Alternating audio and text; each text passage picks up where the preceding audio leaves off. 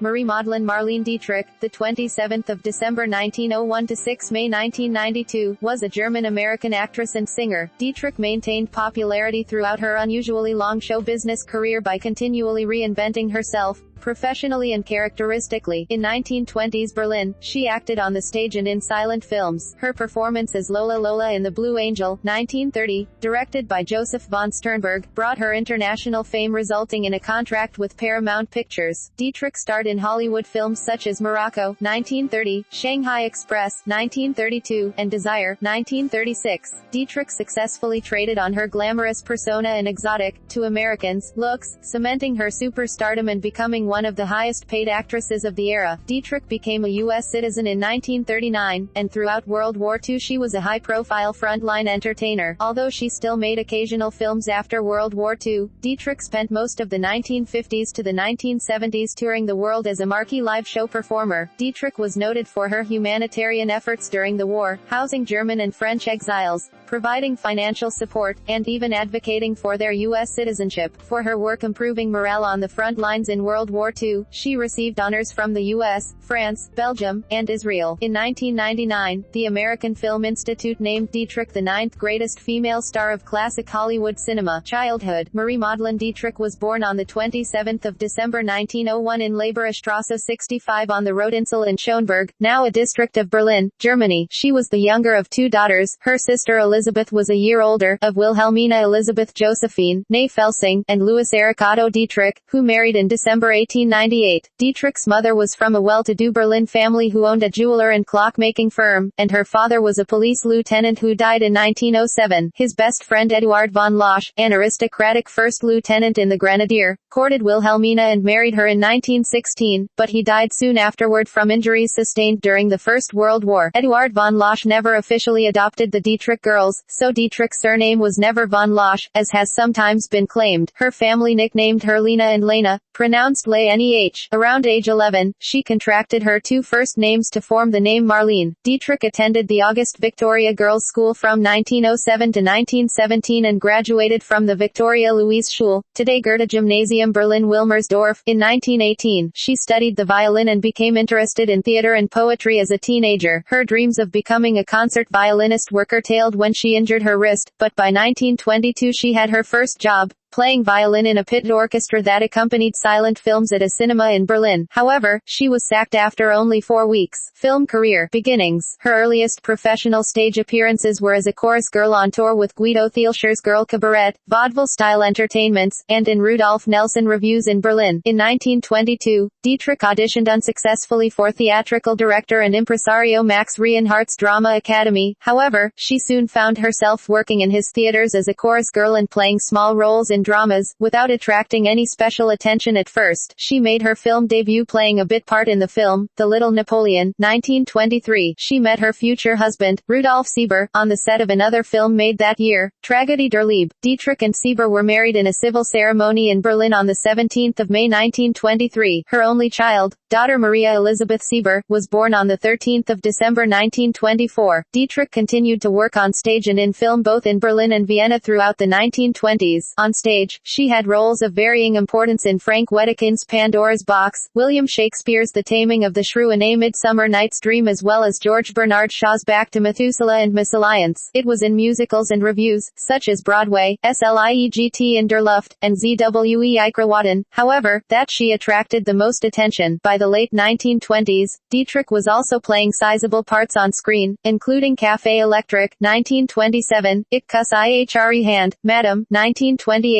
and Das Schiff der Verlorenen Menschen, 1929. Breakthrough. In 1929, Dietrich landed the breakthrough role of Lola Lola, a sexy cabaret singer who causes the downfall of a hitherto respected schoolmaster, in UFA's production The Blue Angel, 1930. Joseph von Sternberg directed the film and thereafter took credit for having discovered Dietrich. The film is also noteworthy for having introduced Dietrich's signature song Falling in Love Again, which she recorded for Electrola and later made further recordings in the 1930s for Polydor and Decca Records. Success in the United States. In 1930, on the strength of The Blue Angel film's international success, and with encouragement and promotion from Joseph von Sternberg, who was already established in Hollywood, Dietrich moved to the United States under contract to Paramount Pictures. The studio sought to market Dietrich as a German answer to Metro-Goldwyn-Mayer's Swedish sensation, Greta Garbo. Sternberg welcomed her with gifts, including a green Rolls-Royce Phantom II. The car later appeared in their first U.S. film Morocco. Dietrich starred in 6 films directed by von Sternberg at Paramount between 1930 and 1935. Sternberg worked effectively with Dietrich to create the image of a glamorous femme fatale. He encouraged her to lose weight and coached her intensively as an actress. She, in turn, was willing to trust him and follow his sometimes imperious direction in a way that a number of other performers resisted. Their first American collaboration, Morocco, 1930, again cast her as a cabaret singer. The film is best remembered for the sequence in which she performs a song dressed in a man's white tie and kisses another woman, both provocative for the era. The film earned Dietrich her only Academy Award nomination. Morocco was followed by Dishonored, 1931, a major success, with Dietrich as a Mata Hari-like spy, and Blonde Venus, 1932, a critical and box office failure. Shanghai Express, 1932, which was dubbed, by the critics, as Grand Hotel on Wheels, was Sternberg and Dietrich's biggest box office success, becoming the highest-grossing film of 1932. Dietrich worked without Sternberg for the first time in 3 years in the romantic drama Song of Songs, 1933, playing a naive German peasant, under the direction of Ruben Mamoulian. Dietrich and Sternberg's last 2 films, The Scarlet Empress, 1934, and The Devil is a Woman, 1935, the most stylized of their collaborations, were their lowest-grossing films. Dietrich later remarked that she was at her most beautiful in The Devil is a Woman. A crucial part of the overall effect was created by Sternberg's exceptional skill in lighting and photographing Dietrich to optimum effect, the use of light and shadow, including the impact of light passed through a veil or blinds, as for example in Shanghai Express, which, when combined with scrupulous attention to all aspects of set design and costumes, make this series of films among the most visually stylish in cinema history. Critics still vigorously debate how much of the credit belonged to Sternberg and how much to Dietrich, but most would agree that neither consistently reached such heights again after Paramount fired Sternberg and the two ceased working together. The collaboration of one actress and director creating 7 films is still unmatched in cinema history. Dietrich's first film after the end of her partnership with Sternberg was Frank Borzage's Desire, 1936, a commercial success that gave Dietrich an opportunity to try her hand at romantic comedy. Her next project, I Loved a Soldier, 1936, ended in a shambles when the film was scrapped several weeks into production due to script problems, scheduling confusion and the studio's decision to fire the director, Ernst Lubitsch. Box office poison. Extravagant offers lured Dietrich away from Paramount to make her first color film The Garden of Allah, 1936, for independent producer David O. Selznick, receiving $200,000, and to Britain for Alexander Korda's production, Night Without Armor, 1937, at a salary of $450,000. Although she was now one of the best-paid film stars, her vehicles were costly to produce and her public popularity had declined. By this time, Dietrich placed 126th in box office rankings, and American film exhibitors proclaimed her box office poison in May 1938, a distinction she shared with Greta Garbo, Joan Crawford, Mae West, Katharine Hepburn, and Fred Astaire among others. While she was in London, officials of the Nazi Party approached Dietrich and offered her lucrative contracts, should she agree to return to Germany as a foremost film star in the Third Reich. She refused their offers and applied for U.S. citizenship in 1937. She returned to Paramount to make Angel, 1937, a romantic comedy directed by Ernst Lubitsch. Reception to the film was unfavorable, leading Paramount to buy out the remainder of Dietrich's contract. When film projects at other studios fell through, Dietrich and her family set sail for an extended holiday in Europe. Revival and later film career. In 1939, with encouragement from Joseph von Sternberg, she accepted producer Joe Pasternak's offer, and a significant pay cut, to play against type in her first film in 2 years, that of the cowboy saloon girl, Frenchie, in the western comedy Destry Rides Again, opposite James Stewart. Pasternak had tried to sign Marlene to Universal Studios after the release of The Blue Angel. The body role revived her career, and See What the Boys in the Back Room Will Have, a song she introduced in the film, became a hit when she recorded it for Decca. She played similar types in Seven Sinners, 1940, and The Spoilers, 1942, both opposite John Wayne. While Dietrich never fully regained her former screen success, she continued performing in motion pictures, including appearances for such distinguished directors as Alfred Hitchcock, Fritz Lang, or Orson Welles, and Billy Wilder, in films that included A Foreign Affair, 1948, Stage Fright, 1950, Rancho Notorious, 1952, Witness for the Prosecution, 1957, and Touch of Evil, 1958. World War II. Dietrich was known to have strong political convictions and the mind to speak them. In interviews, Dietrich stated that she had been approached by representatives of the Nazi Party to return to Germany but had turned them down flat. In the late 30s, Dietrich created a fund with Billy Wilder and several other Germans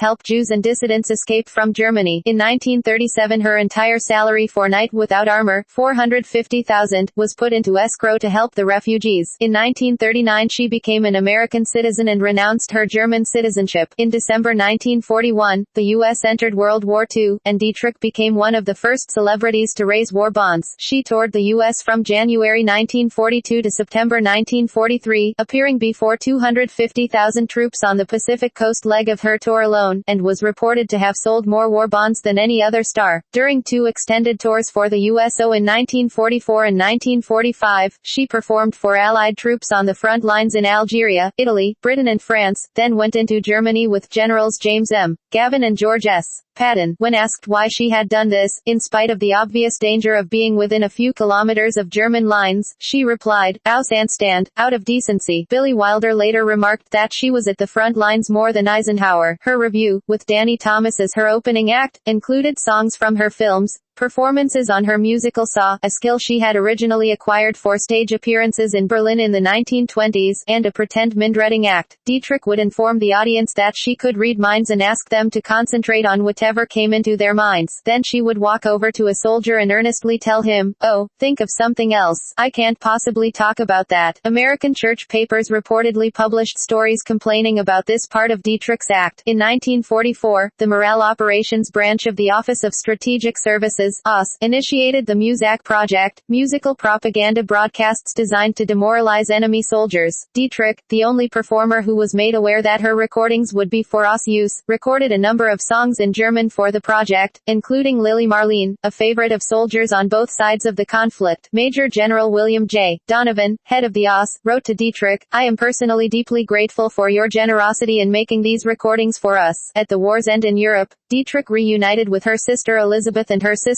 husband and son. They had resided in the German city of Belsen throughout the war years, running a cinema frequented by Nazi officers and officials who oversaw the Bergen-Belsen concentration camp. Dietrich's mother remained in Berlin during the war. Her husband moved to a ranch in the San Fernando Valley of California. Dietrich vouched on behalf of her sister and her sister's husband, sheltering them from possible prosecution as Nazi collaborators. Dietrich would later omit the existence of her sister and her sister's son from all accounts of her life, completely disowning them and claiming to be an only child. Dietrich was awarded the Medal of Freedom by the U.S. in 1945. She said this was her proudest accomplishment. She was also awarded the Légion d'honneur by the French government as recognition for her wartime work. Stage and cabaret. From the early 1950s until the mid-1970s, Dietrich worked almost exclusively as a highly paid cabaret artist, performing live in large theaters in major cities worldwide. In 1953, Dietrich was offered a then substantial $30,000 per week to appear live at the Sahara Hotel on the Las Vegas Strip. The show was short, consisting only of a few songs associated with her. Her daringly sheer nude dress, a heavily beaded evening gown of silk soufflé, which gave the illusion of transparency, designed by Jean-Louis, attracted a lot of publicity. This engagement was so successful that she was signed to appear at the Café de Paris in London the following year. Her Las Vegas contracts were also renewed. Dietrich employed Burt Bacharach as her musical arranger starting in the mid-1950s.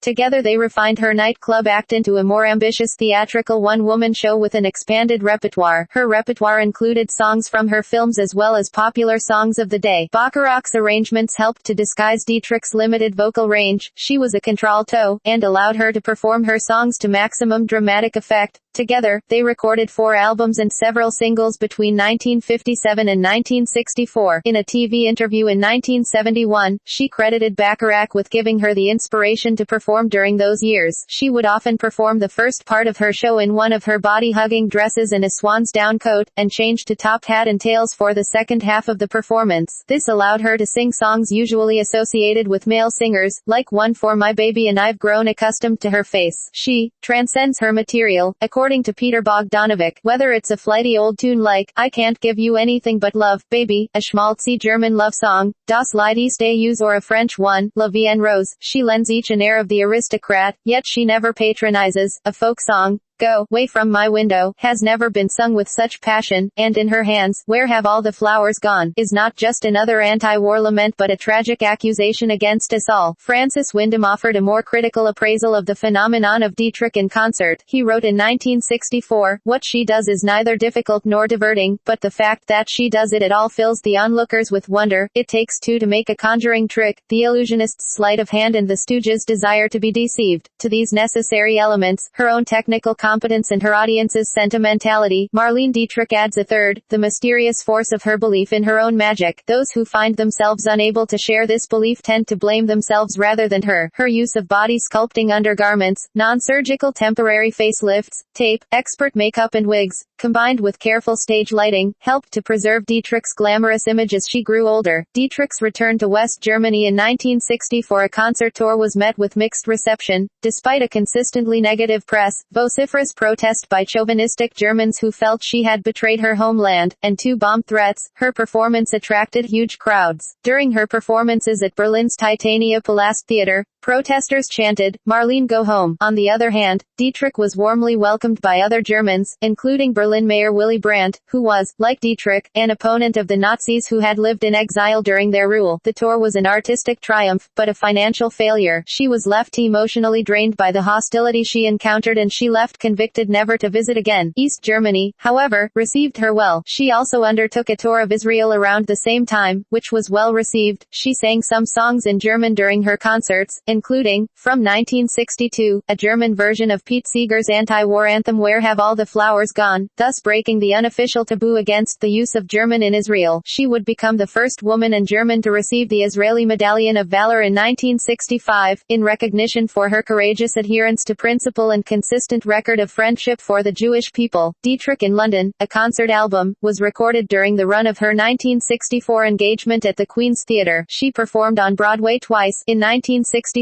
and 1968, and won a special Tony Award in 1968. In November 1972, I Wish You Love, a version of Dietrich's Broadway show titled An Evening with Marlene Dietrich, was filmed in London. She was paid $250,000 for her cooperation but was unhappy with the result. The show was broadcast in the UK on the BBC and in the US on CBS in January 1973. In her 60s and 70s, Dietrich's health declined. She survived cervical cancer in 1965 and suffered from poor circulation in her legs. Dietrich became increasingly dependent on painkillers and alcohol. A stage fall at the Shady Grove Music Fair in Maryland in 1973 injured her left thigh, necessitating skin grafts to allow the wound to heal. She fractured her right leg in August 1974. Do you think this is glamorous? That it's a great life and that I do it for my health? Well, it isn't. Maybe once, but not now, Dietrich told Clive Hirschhorn in 1973, explaining that she continued performing only for the money. Final years and death. Dietrich's show business career largely ended on the 29th of September 1975, when she fell off the stage and broke her thigh during a performance in Sydney, Australia. The following year, her husband, Rudolf Sieber, died of cancer on the 24th of June 1976. Dietrich's final on-camera film appearance was a cameo role in Just a Gigolo, 1979, starring David Bowie and directed by David Hemmings, in which she sang the title song. An alcoholic dependent on painkillers,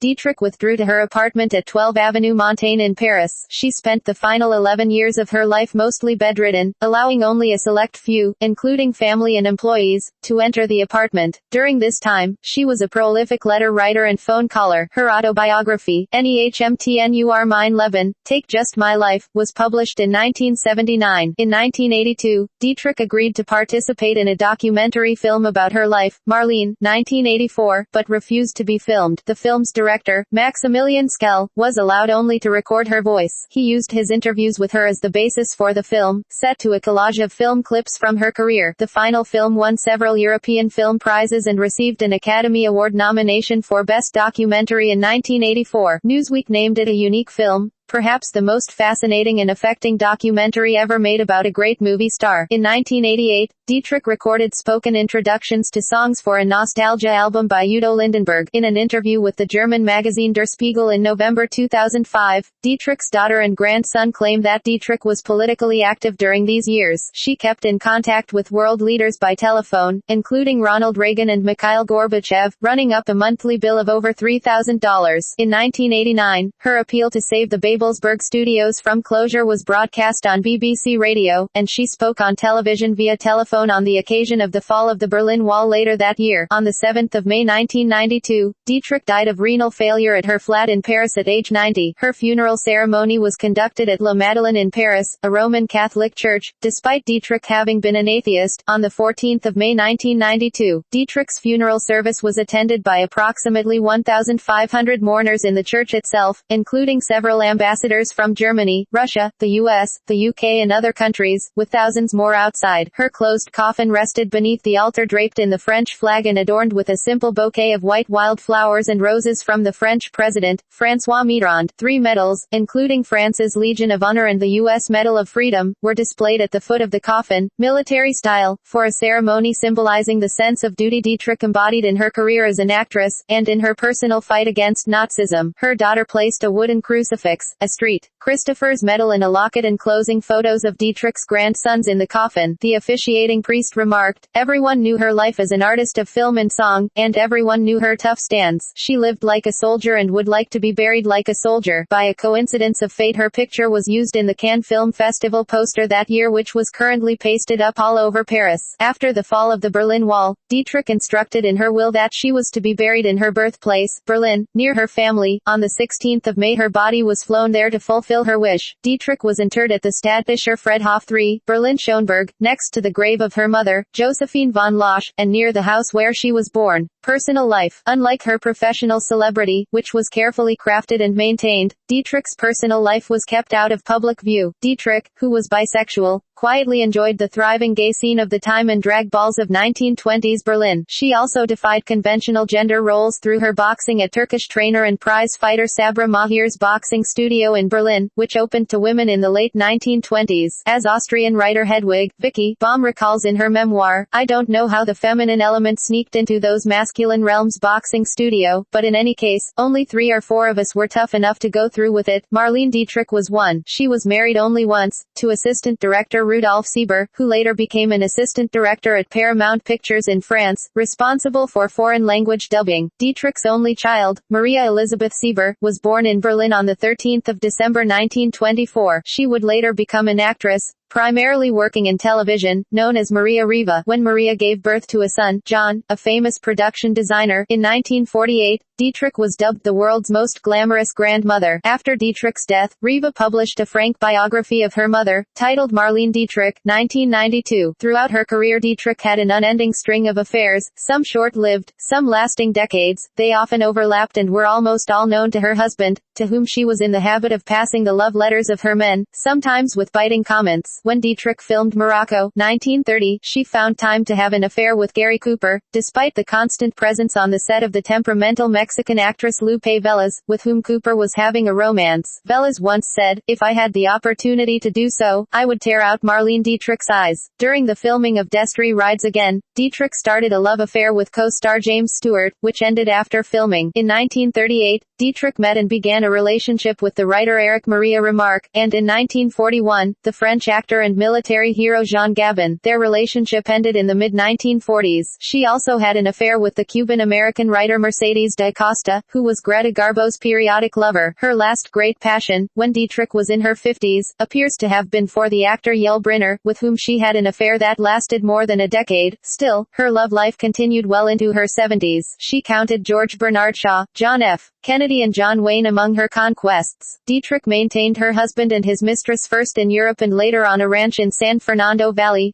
California. Dietrich's family brought her up to follow the Lutheran religion, but she lost her faith due to battlefront experiences during her time with the U.S. Army as an entertainer. After hearing preachers from both sides invoking God as their support, I lost my faith during the war and can't believe they are all up there, flying around or sitting at tables, all those I've lost. She once said, if God exists, he needs to review his plan. However, according to her daughter, Maria Riva, Dietrich always traveled with a satchel containing many religious medallions, e.g., Saint Christopher, etc., showing her desire to keep her faith. Also, during her reclusive twilight years in Paris, Dietrich converted to and strongly embraced Roman Catholicism. On the 14th of May 1992, her funeral ceremony was performed at her favorite Parisian church, La Madeleine. Dietrich was fluent in 3 languages, her native German, English and French. Legacy. Dietrich was a fashion icon to the top designers as well as a screen icon that later stars would follow. She once said, I dress for myself, not for the image, not for the public, not for the fashion, not for men. Her public image included openly defying sexual norms, and she was known for her androgynous film roles and her bisexuality. A significant volume of academic literature, especially since 1975, analyses Dietrich's image, as created by the film industry, within various theoretical frameworks, including that of psychoanalysis. Emphasis is placed, inter alia, on the fetishistic manipulation of the female image. In 1992, a plaque was unveiled at Leberstrasse 65 in Berlin-Schöneberg, the site of Dietrich's birth. A postage stamp bearing her portrait was issued in Germany on the 14th of August 1997. Luxury pen manufacturer Montblanc produced a limited edition Marlene Dietrich pen to commemorate Dietrich's life. It is platinum plated and has an encrusted deep blue sapphire. For some Germans, Dietrich remained a controversial figure for having sided with Nazi Germany's foes during World War II. In 1996, after some debate, it was decided not to name a street after her in Berlin-Schöneberg, her birthplace. However, on the 8th of November 1997, the central Marlene Dietrich Platz was unveiled in Berlin to honor her. The commemoration reads, Berliner Weltstar des Films und des Chansons, Einsatz für Freiheit und Demokratie, für Berlin und Deutschland, Berlin World Star of Film and Song, dedication to freedom and democracy, to Berlin and Germany. Dietrich was made an honorary citizen of Berlin on the 16th of May 2002. Translated from German, her memorial plaque reads, Tell me, where have all the flowers gone? The 27th of December 1901 to 6 May 1992 actress and singer. She was one of the few German actresses that attained international significance. Despite tempting offers by the Nazi regime, she emigrated to the USA and became an American citizen. In 2002, the city of Berlin posthumously made her an honorary citizen. I am, thank God, a Berliner. Funded by the GASAG Berlin Gasworks Corporation, the U.S. government awarded Dietrich the Medal of Freedom for her war work. Dietrich has been quoted as saying this was the honor of which she was most proud in her life. They also awarded her with the Operation Entertainment Medal. The French government made her a Chevalier, later upgraded to Commandeur, of the Légion d'honneur and a Commandeur of the Ordre des Arts et des Lettres. Her other awards include the Medallion of Honor of the State of Israel, the Fashion Foundation of America Award and a Chevalier de l'Ordre de Léopold, Belgium. In 2000 a German biopic film Marlene was made, directed by Joseph Vilsmayer and starring Katja Flint as Dietrich. Dietrich is made reference to in the 4th season of American Horror Story, in which Elsa Mars, a German woman with dreams of stardom, fails to become famous in part because of her similarities to the already established Dietrich estate. On the 24th of October 1993, the largest portion of Dietrich's estate was sold to the Stiftung Deutsche Kinemathek, after U.S. institutions showed no interest, where it became the core of the exhibition at the Film Museum Berlin. The collection includes over 3,000 textile items from the 1920s to the 1990s, including film and stage costumes as well as over 1,000 items from Dietrich's personal wardrobe, 15,000 photographs, by Cecil Beaton, Horst P. Horst, George Horrell, Lord Snowdon and Edward Steichen, 300,000 pages of documents, including correspondence with Burt Bacharach, Yul Brynner, Maurice Chevalier, Noel Coward, Jean Gabin, Ernest Hemingway, Karl Lagerfeld, Nancy and Ronald Reagan, Erich Maria Remarque, Joseph von Sternberg, Orson Welles and Billy Wilder, as well as other items like film posters and sound recordings. The contents of Dietrich's Manhattan apartment, along with other personal effects such as jewelry and items of clothing, were sold by public auction by Sotheby's, Los Angeles, on the 1st of November 1997. The apartment itself, located at 993 Park Avenue, was sold for $615,000 in 1998. Works, filmography, discography, radio. Noteworthy appearances include Lux Radio Theater, The Legionnaire and the Lady opposite Clark Gable, the 1st of August 1936. Lux Radio Theatre, Desire opposite Herbert Marshall, the 22nd of July 1937. Lux Radio Theatre, Song of Songs opposite Douglas Fairbanks, Jr., the 20th of December 1937. The Chase and Sanborn Hour with Edgar Bergen and Don Amici, the 2nd of June 1938. Lux Radio Theatre, Manpower opposite Edward G. Robinson and George Raft, the 15th of March 1942. The Gulf Screen Guild Theatre, Pittsburgh opposite John Wayne, the 12th of April 1943. Theatre Guild on the Air, Grand Hotel opposite Ray Milland, the 24th of March 1948. Studio 1, Arabesque, the 29th of June 1948. Theatre Guild on the Air, The Letter opposite Walter Pidgeon, the 3rd of October 1948. Ford Radio Theatre, Madame Bovary opposite Claude Rains, the 8th of October 1948. Screen Directors Playhouse, A Foreign Affair opposite Rosalind Russell and John Lund, the 5th of March 1949. MGM Theatre of the Air, Anna Karenina, the 9th of December 1949. MGM Theatre of the Air, Camille, the 6th of June 1950. Lux Radio Theatre, No Highway in the Sky opposite James Stewart, the 21st of April 1952. Screen Directors Playhouse, A Foreign Affair opposite Lucille Ball and John Lund, the 1st of March 1951. The Big Show starring Tallulah Bankhead, the 2nd of October 1951. Marlene Dietrich in conversation with J. W. Lambert and Carl Wildman recorded after her season at the Queen's Theatre London, BBC Radio, the 12th of August 1965. A shorter version had been broadcast on the 2nd of April. The Child, with Godfrey Kenton, radio play by Shirley Jenkins, produced by Richard Imison for the BBC on the 18th of August 1965. Dietrich's appeal to save the Babelsberg Studios was broadcast on BBC Radio. Dietrich made several appearances on Armed Forces Radio Services shows like the Army Hour and Command Performance during the war years. In 1952, she had her own series on American ABC entitled Café Istanbul. During 1953-54, she starred in 38 episodes of Time for Love on CBS, which debuted the 15th of January 1953. She recorded 94 short inserts, Dietrich Talks on Love and Life, for NBC's Monitor in 1958. Dietrich gave many radio interviews worldwide on her concert tours. In 1960, her show at the Tuschinski in Amsterdam was broadcast live on Dutch radio. Her 1962 appearance at the Olympia in Paris was also broadcast. Desert Island Discs, Dietrich asked to choose 8 recordings, broadcast Monday the 4th of January 1965. Writing.